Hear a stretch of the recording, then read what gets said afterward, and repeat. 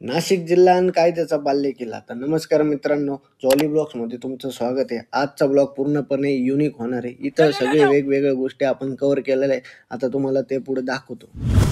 आज बाहेर निघाल्यावर रस्त्यावरचे खड्डे बुजवायचं काम चालू होतं. चांगली गोष्ट आहे. रस्त्यावरचे खड्डे बुजवलेच पाहिजे, अभिमानाची गोष्ट होती. त्यानंतर मी गेलो पेट्रोल टाकायला. पेट्रोल पंपावर कोणीच नव्हतं. म्हटलं चला मीच टाकून घेऊ. मी टाकले, त्यांनीच टाकले ते. त्यानंतर समोर दादाने मशीन आणली. म्हटलं चला चेक करूया कसं. अरे डोक्याला नाही ते पाठीला लावायचं होतं, मग आम्ही ते पाठीला लावलं. मस्त वाटलं, एकदम भारी मसाज होत त्याच्याने.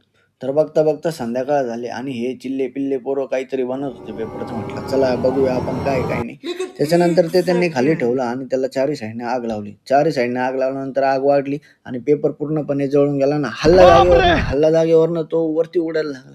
वरती उडायला लागलो तो अजून वरती जातोच आहे, जातोच आहे. याला बघून मला एका कार्टूनची आठवण आली, तो म्हणजे डोरेमॉन.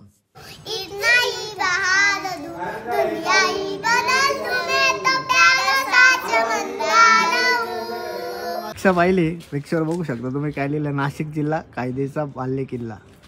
तर या भाऊने लिहिलंय ते. तर अशा युनिक कंटेंटसाठी तुमच्या मित्राला लाईक करा, शेअर करा आणि फॉलो करा. Bye bye.